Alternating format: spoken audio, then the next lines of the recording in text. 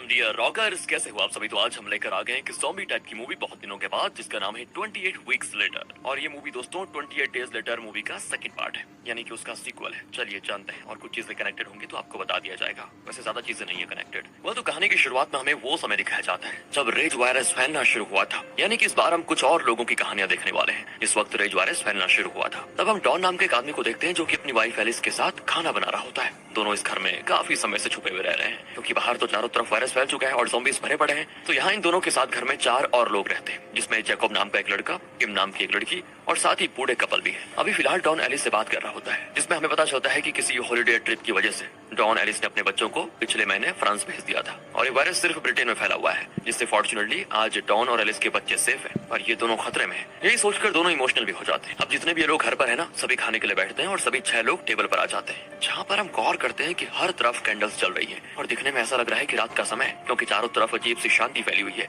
इसी के साथ डिनर शुरू करने वाले होते हैं ये लोग, तभी अचानक से इनको बहुत तेज से लगातार एक बच्चे की रोने की आवाज आती है और वो आवाज इन्हें घर खोलने के लिए कह रही होती है। एलिस समझ जाती है कि कोई बच्चा उनसे मदद मांग रहा है। इसके बाद वो डॉन को दरवाजा खोलने के लिए कहती है कि जाओ जरा देखो कौन है, और ना चाहते हुए भी डॉन दरवाजा खोल देता है, क्योंकि कोई भरोसा नहीं ना, क्या पता वो बच्चा इन्फेक्टेड हो। खैर दरवाजा खोलते अचानक से बहुत तेज सनलाइट अंदर आती है और हम समझ पाते हैं कि असल में इस वक्त रात का समय नहीं है। घर को इन्होंने हर तरफ से ऐसा ढका हुआ है कि सनलाइट अंदर ना पाए, और जैसे ही सनलाइट इनकी आंखों पर पड़ती है कुछ देर के लिए ये ठीक से देख नहीं पाते, जो कि दर्शाता है कि शायद इन्होंने सनलाइट को बहुत टाइम से देखा ही नहीं। पर उस बच्चे को अंदर लाया जाता है, जिसके बाद उसको खाना भी दिया जाता है। साथ ही लोग उससे पूछते हैं कि तुम कहाँ से आए हो और तुम्हारे साथ क्या क्या हुआ। तो वो कहता है कि अचानक से मेरे माता पिता पागल हो गए और वो मुझे मारने के लिए मेरे पीछे पड़े हुए हैं, जिस वजह से अपने घर से भाग निकला मैं, पर इस वक्त मेरे पीछे बहुत सारे ज़ॉम्बीज़ भी भाग रहे थे। ये सुनकर ये सभी डर जाते हैं, क्योंकि हो सकता है अब वो ज़ॉम्बीज़ यहीं पर हमला कर दे। किम तो डरी हुई हालत में जरा बाहर देखने की कोशिश करती है कि क्या माहौल है बाहर का, जिसमें उसको ज़ॉम्बीज़ के बीच हलचल होती हुई नजर आती है। और तभी अचानक से एक ज़ॉम्बी बाहर से ही किम पर हमला कर देता है।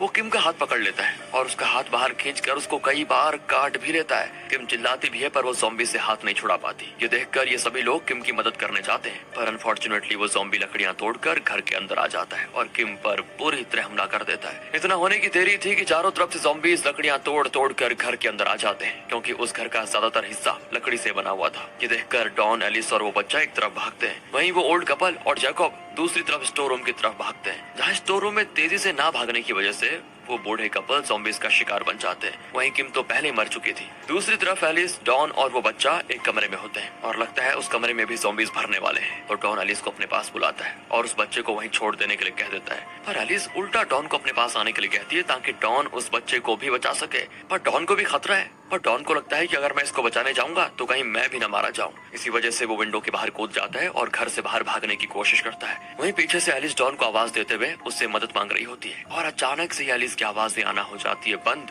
यानी कि एलिस और वो बच्चा दोनों ही ज़ॉम्बीज़ का शिकार हो चुके हैं। डॉन रोते हुए ज़ॉम्बीज़ से दूर भाग रहा होता है, क्योंकि वो अपनी पत्नी को बचा नहीं पाया और उसके चारों तरफ ज़ॉम्बीज़ ही ज़ॉम्बीज़ होते हैं जो उसकी तरफ भाग रहे होते हैं। वो बड़ी मुश्किल से नदी किनारे पहुंच जाता है, जहां वो जैकब को बोट स्टार्ट करते हुए देखता है। डॉन भी उसी बोट पर चढ़ जाता है और बोट स्टार्ट भी हो जाती है, पर तब तक एक ज़ॉम्बी जैकब को काट लेता है और अगले पल जैकब भी दोस्तों ज़ॉम्बी में बदल जाता है, जो चलती हुई बोट पर डॉन को काटने की करता है कोशिश, पर यहाँ ना चाहते हुए भी डॉन जैकब को मारकर बोट से गिरा देता है और रोते हुए अकेला सही सलामत यहाँ से बच निकलता है। इसके बाद हमें बताया जाता है कि वायरस फैलने के 28 दिनों के बाद लगभग पूरे ब्रिटेन में ये वायरस फैल चुका था। उसके 5 हफ्तों के बाद जो ज़ॉम्बीज़ बने हुए लोग थे वो खाना ना मिलने की वजह से मरने लगे। 18 हफ्तों के बाद ब्रिटेन को इस वायरस से पूरी तरह से फ्री डिक्लेयर कर दिया गया और 24 हफ्तों के बाद ब्रिटेन में सभी चीजें फिर से सही की जा रही हैं। और अब हम यहाँ से वायरस के 28 हफ्तों के बाद का सीन देखने वाले हैं। अब हम डोयल नाम के एक डेल्टा फोर्स ऑफिसर को देखते हैं, जो कि एक स्किल्ड स्नाइपर भी है, जिसका काम होता है कि वो पूरे दिन शहर की निगरानी करे और जैसे उसे कोई ज़ॉम्बी दिखे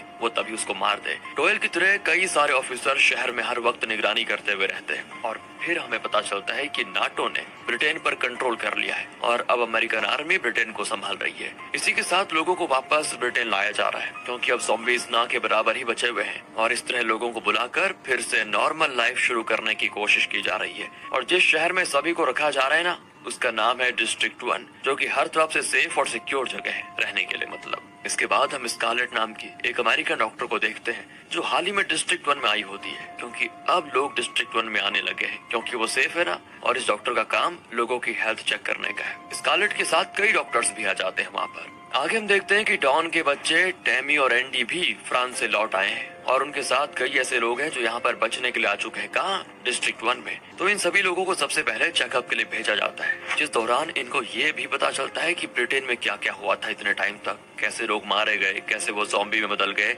ये सारी चीजें इनको पता चलती है। अब चेकअप के दौरान टैमी का चेकअप इजीली हो जाता है। वहीं स्कारलेट नोटिस करती है कि एंडी की आंखों का कलर थोड़ा अलग है, यानी कि दोनों आंखों का कलर थोड़ा अलग है। ये देखकर स्कारलेट उससे पूछती है कि क्या तुम्हारे परिवार में किसी और का भी आंखों का कलर ऐसा है? तो एंडी जवाब देता है कि मेरी माँ की आंखों का कलर भी अलग ही था। यानी कि दोस्तों एलिस के फीचर ही एंडी को आए थे, इसलिए उसको ऐसी आंख मिली थी। अब आगे डॉन टैमी और एंडी को घर लेकर आ जाता है, जो कि असल में उनका घर नहीं होता। असल में डिस्ट्रिक्ट 1 को संभालने की जिम्मेदारी में डॉन को भी जिम्मेदारी दी जाती है और वो इस डिस्ट्रिक्ट का एडमिनिस्ट्रेटर होता है, जिस वजह से उसे डिस्ट्रिक्ट में हर जगह का एक्सेस होता है और उसको रहने के लिए एक बढ़िया घर भी दिया जाता है। डॉन फिर टैमी और एंडी को वहीं पर लेकर आता है ताकि उसका परिवार सेफ रहे, जहां वो उनकी मॉम की मौत के बारे में बच्चों को बताता है कि किस तरह ज़ॉम्बीज़ ने उनको मार डाला। पर हालांकि वो ये बात छुपा देता है कि उस वक्त एलिस को बचाने के लिए वो नहीं गया था, वो खुद एलिस को छोड़कर भाग गया था, ये बात नहीं बताता हो। बेचारे बच्चे अपनी माँ की मौत की खबर सुनकर बड़े दुखी होते हैं। रात में उसको नींद नहीं आती, एंडी को मतलब।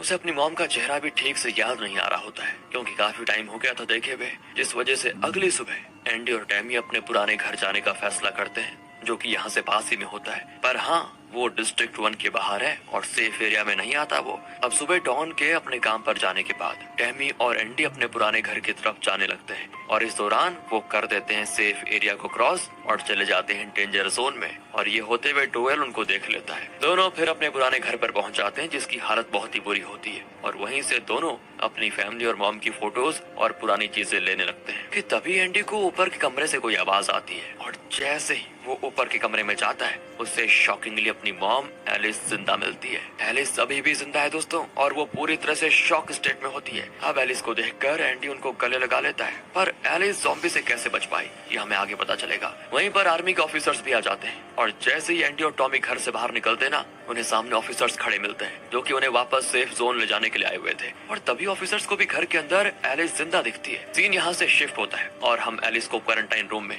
डॉक्टर स्कारलेट के साथ देखते हैं, जो एलिस का चेकअप कर रही है। हालांकि इस दौरान एलिस स्कारलेट के किसी भी सवालों का जवाब नहीं देती, क्योंकि वो जवाब देने की हालत में नहीं है अभी। पर चेकअप करते हुए स्कारलेट को ये भी पता चलता है कि एलिस को किसी ज़ॉम्बी ने काटा तो था, पर एलिस के पास बहुत ही यूनिक और स्ट्रॉन्ग इम्यून सिस्टम है, जो कि इस ज़ॉम्बी वायरस से लड़ पा रहा है। इसी वजह से एलिस ज़ॉम्बी में नहीं बदली और डॉन के जाने के बाद से एलिस अपने घर में छुप कर रह रही थी। अब ये बातें आर्मी जनरल को भी पता चल जाती है कि एलिस के ऊपर ज़ॉम्बी का इफेक्ट नहीं होता, पर उसके शरीर में अभी भी ज़ॉम्बी वायरस है, जो अगर किसी दूसरे इंसान के शरीर में चला जाए तो वो इंसान तो ज़ॉम्बी बन ही सकता है। ये जानकर जनरल एलिस को मार देने का ऑर्डर देते हैं, पर तभी स्कारलेट बीच में आकर जनरल से बात करने लगती है और उनको समझाती है कि एलिस के ब्लड से हम एक ऐसा वैक्सीन बना सकते हैं जो कि ज़ॉम्बी वायरस से लड़ सकता है, और जो ऑलरेडी ज़ॉम्बीज हैं शायद उनको इंसान भी बना सकता है। ये सुनकर जनरल एलिस को मारने का फैसला रोक देते हैं। दूसरी तरफ अब इस बारे में जैसे ही डॉन को पता चलता है तो वो भागते भागते एलिस से मिलने पहुंच जाता है, जहां उसे अपने बच्चे एंडी और टैमी मिल जाते हैं सामने, जो कि डॉन पर इस वक्त बहुत ही गुस्सा होते हैं, क्योंकि डॉन ने उनको कहा था कि उनकी मां मर चुकी है पर एलिस तो अभी जिंदा है। डॉन खुद भी बहुत ज्यादा शॉक में होता है कि एलिस कैसे इतने ज़ॉम्बीज को सरवाइव कर पाए। इसके बाद एलिस से मिलने वो क्वारंटाइन रूम में जाता है और इस दौरान क्वारंटाइन रूम के पास कोई नहीं होता। स्कारलेट जनरल से बात करने के लिए गई होती है और वहाँ आर्मी के ऑफिसर्स भी नहीं होते, तो इसीलिए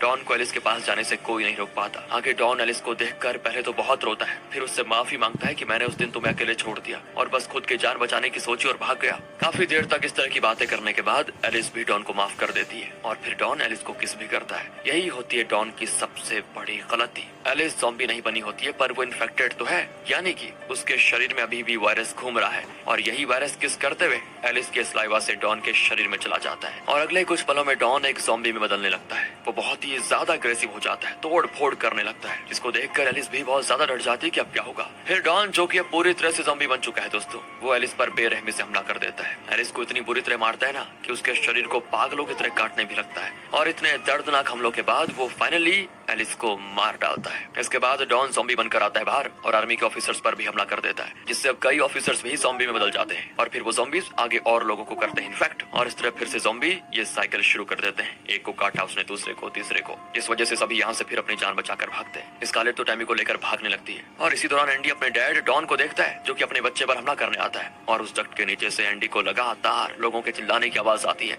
इस पर ज़ॉम्बीज हमला कर रहे होते हैं। आर्मी के सभी ऑफिसर्स को ज़ॉम्बीज को मारने का ऑर्डर दिया जाता है, लेकिन उन्हें ज़ॉम्बीज को मारने में बहुत प्रॉब्लम हो रही होती है क्योंकि ज़ॉम्बीज और नॉर्मल लगभग एक साथ ही भाग रहे होते हैं। अगर वो गोली कोई भी मर सकता है, पर बड़ी मुश्किल से और किसी तरह ऑफिसर्स ज़ॉम्बीज को एक एक करके मार रहे होते हैं। हालांकि ये करते हुए कई नॉर्मल लोगों की भी जान जाती है क्योंकि पता ही नहीं चलता कौन ज़ॉम्बी है कौन नहीं। इसके बाद आर्मी का जनरल सभी लोगों को मार देने का ऑर्डर देता है कि मारो सभी को। जी हाँ दोस्तों, ज़ॉम्बीज के साथ साथ अब नॉर्मल लोगों को भी फाइनली मार देने का ऑर्डर दिया जाता है। ये सुनकर डोयल बहुत हैरान होता है कि ऐसा क्यों हो रहा है, क्योंकि उन्हें लोगों को बचाना है, ना कि उनको मारना है। जिस वजह से डोयल ऊपर से अभी भी सिर्फ ज़ॉम्बीज को ही मार रहा होता है और इसी दौरान एक ज़ॉम्बी एंडी पर हमला करने वाला होता है, जिसे डोयल शूट करके बचा देता है। अब डोयल समझ आता है कि मुझे नॉर्मल लोगों को बचाना होगा, इसलिए डोयल अपने स्नाइपर के काम को छोड़कर आ जाता है नीचे और बचे हुए लोगों की मदद करने लगता है। इसी दौरान डोयल और एंडी एक स्टोरेज एरिया में पहुंच जाते हैं जहां एंडी टैमी और स्कारलेट से मिलता है और वहां इनको एक बूढ़ी औरत भी मिलती है जो कि बाहर देखती है कि आर्मी के लोग नॉर्मल लोगों को भी बुरी तरह मार रहे हैं। तब स्कारलेट बताती है यही तो इस आर्मी जनरल का प्लान था। प्लान ये था कि ज़ॉम्बीज को पूरी तरह रोका जाएगा और अगर इनके ज़ॉम्बी फैल गए तो प्लान भी यूज किया जाएगा जिसमें ज़ॉम्बीज के साथ साथ नॉर्मल लोगों को भी मारा जाएगा ताकि ये वायरस आगे ना बढ़े। सभी डर जाते हैं ये सुनकर और डोयल इनको बचाने के लिए इन स्टोरेज एरिया से बाहर सेफ जगह पे लेकर जाने लगता है। इस दौरान डोयल को अपने एक साथी फ्लिन से पता चलता है कि कुछ ही समय में पूरे शहर को बॉम्ब से उड़ा दिया जाएगा और इसी वजह से फ्लिन डोयल को शहर से बाहर एक सेफ जगह पे बुलाता है जहाँ पर फ्लिन का प्लान ये होता है कि वो हेलीकॉप्टर लेकर आएगा और डोयल को बचा लेगा। डोयल भी ये सुनकर सभी लोगों को अपने साथ उस सेफ एरिया में लेकर जाने लगता है और इसी बीच आर्मी के ऑफिसर्स उन पर फायरिंग कर देते हैं जिसमें बेचारी वो बूढ़ी औरत मारी जाती है जो कि इनको कुछ देर पहले मिली थी। अब स्कारलेट, डोयल, एंडी और टैमी उस सेफ जगह पर पहुंच जाते हैं और वहाँ स्कारलेट डोयल से कहती है हमें एंडी को बचाना होगा क्योंकि उसी के ब्लड से ज़ॉम्बी वायरस से लड़ने वाली वैक्सीन बन सकती है। तभी वहाँ पर फ्लिन हेलीकॉप्टर लेकर आ जाता है और वो देखता है कि सभी के पीछे बहुत से ज़ॉम्बीज भाग रहे हैं। फ्लिन फिर डोयल को अपने साथ चलने के लिए कहता है पर डोयल कहता है कि बचाना है तो सभी को वरना किसी को नहीं, लेकिन इसके लिए फ्लिन मना कर देता है क्योंकि आर्मी का ऑर्डर है कि किसी भी सिविलियन को जिंदा नहीं रखना है और अगर फ्लिन ने ऐसा किया तो शायद उसको भी मार दिया जाएगा। हालांकि डोयल तो अपनी बातों पर टिका हुआ रहता है कि मैं सभी को बचाऊंगा, जिस वजह से फ्लिन उसे कहता है कि देख तुम मुझे स्टेडियम में मिल, वहाँ से आर्मी नहीं देख पाएगी तो मैं तुम सबको वहाँ पिकअप कर लूंगा। इसके बाद कहकर फ्लिन चला जाता है और जाते हुए उन लोगों के पीछे पड़कर ज़ॉम्बीज को भी मारते हुए जाता है जिससे ये लोग आसानी से स्टेडियम में पहुंच जाए। अब ये सभी भागते भागते डिस्ट्रिक्ट 1 में आ जाते हैं जहाँ पर आर्मी ने नर्व डैमेजिंग गैस फैलाया होता है और इस गैस को इनहेल करने से होता यह है कि इंसान का नर्वस सिस्टम ठीक से काम करना बंद कर देता है और इस वजह से कई ज़ॉम्बीज मर भी रहे होते हैं। गैस से बचने के लिए ये अपने चेहरे को ढक लेते हैं। खैर दोस्तों, यहाँ ये कार लेकर भाग रहे होते हैं पर कार स्टार्ट नहीं हो पाती, जिस वजह से डोयल बाहर जाकर कार को धक्का देकर स्टार्ट करने लगता है जिससे कार तो स्टार्ट हो जाती है पर तभी पीछे से आर्मी के ऑफिसर्स आ जाते हैं और आर्मी ऑफिसर्स को तो सभी लोगों को मार देने का ऑर्डर था तो वो डोयल को देखते ही उसे मार डालते हैं। अब कार से स्कारलेट, एंडी और टैमी एक रेलवे टनल के पास पहुंच जाते हैं ताकि उस टनल के जरिए अंदर ही अंदर से ये सभी स्टेडियम तक पहुंच जाएं। पर शॉकिंगली इन्हें डॉन का ज़ॉम्बी दिख जाता है जो इन्हें देखते ही इन पर करता है हमला और स्कारलेट को भी मार डालता है। दोस्तों फिर तो डॉन एंडी पर भी हमला करके उसे काट लेता है पर ना चाहते हुए भी टैमी को अपने डैड को स्कारलेट के गन से शूट करना पड़ता है। अब ज़ॉम्बी वायरस से इन्फेक्ट होने की वजह से एंडी की आंखों का कलर हो जाता है रेड, जैसा कि एलिस की आंखों का भी कलर था जब वो इन्फेक्टेड थी। पर एंडी के अंदर भी एलिस का इम्यून सिस्टम है जिस वजह से वो ज़ॉम्बी में नहीं बदलता और दोनों पहुंच जाते हैं स्टेडियम जहाँ फ्लिन इनको देखकर सोचने लगता है कि इनको मारूं या नहीं, पर फिर वो इनको नहीं मारता और हेलीकॉप्टर में बैठा लेता है। अब ये लोग शहर जाने लगते हैं जिस दौरान हम देखते हैं कि पूरा शहर बर्बाद हो चुका है, वायरस वापस आ चुका है। अब मूवी के एंडिंग में हम यहाँ से 28 दिनों के बाद का सीन देखेंगे जहाँ फ्लिन का हेलीकॉप्टर कहीं पर पड़ा हुआ है, जहाँ हेलीकॉप्टर के रेडियो में फ्रेंच आर्मी की आवाज आती है जो कि उनसे हेल्प मांग रहे हैं, यानी कि वायरस अब फ्रांस में भी फैल चुका है। इसके बाद हम देखते हैं कि ज़ॉम्बीज लोगों के पीछे भागते हुए पेरिस में मेट्रो के जरिए एफिल टावर के सामने आ जाते हैं जिससे ये समझना मुश्किल नहीं